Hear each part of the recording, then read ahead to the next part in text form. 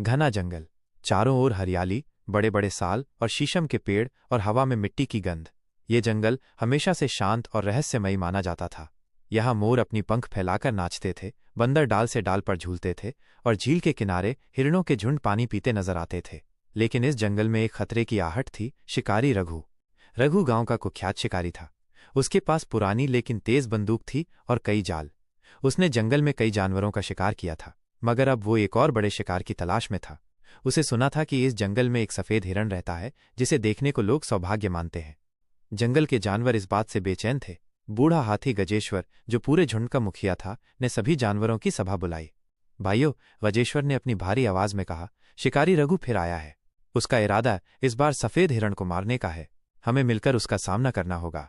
सभा में मोर, बंदर, लोमड़ी, खरगोश और कई पक्षी आए। सफेद हिरण भी घबराया हुआ खड़ा था। अगर उसने मुझे मार दिया तो हमारी आने वाली पीढ़ियां इस सौभाग्य से वंचित हो जाएंगी, सफेद हिरण ने डरते हुए कहा। बंदर चिंटू बोला, हम उसकी बंदूक छीन लेंगे। लोमड़ी ने चालाकी से कहा, नहीं, हमें सीधे भिड़ना नहीं चाहिए, हमें उसे जंगल में उलझाना होगा। इधर रघु ने जंगल में कदम रखा। उसके जूते की चरमराहट और बंदूक की चमक से चिड़ियां चौंक उठीं। वो पगडंडी से अंदर बढ़ रहा था। उसकी नजर लगातार जमीन पर थी। वो पदचिन्ह ढूंढ रहा था। अचानक उसने सफेद हिरण के हल्के से खुरों के निशान देख लिए। आज तो किस्मत साथ है, वो बड़बड़ाया। जानवरों ने योजना बनाई। चिंटू बंदर ने टहनियों से फल गिराए ताकि रघु का ध्यान बटे। मोर ने अचानक पंख फैलाकर उसके सामने नाचना शुरू कर दिया।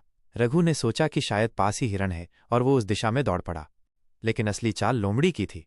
उसने रघु को झील के किनारे ऐसी पगडंडी पर ले जाया जहां जमीन बहुत दलदली थी। जैसे ही रघु ने कदम रखा, उसका पांव कीचड़ में धंसने लगा। धत्त तेरी, ये क्या हो गया? वो बुरी तरह फंस गया। तभी झाड़ियों से सफेद हिरण बाहर आया। उसकी चमकती खाल धूप में दमक रही थी। रघु ने बंदूक उठाने की कोशिश की, लेकिन बंदर चिंटू पहले ही पेड़ से कूदकर उसकी बंदूक छीन चुका था। रघु गुस्से से चिल्लाया, ये जंगल मेरा शिकार कैसे छीन सकता है? लेकिन इस बार जंगल एकजुट था। गजेश्वर हाथी गरजते हुए आगे बढ़ा और अपनी सूंड से रघु को कीचड़ से बाहर फेंक दिया। ये जंगल हमारा है इंसान, यहां खून बहाना मना है। रघु ने देखा कि हर तरफ से जानवर उसे घेर चुके हैं। उसकी आंखों में डर था। वो भागने की कोशिश करने लगा, लेकिन ये तो बस शुरुआत थी। रघु ने कसम खाई कि वो फिर लौटेगा और इस बार और भी चालाकी से।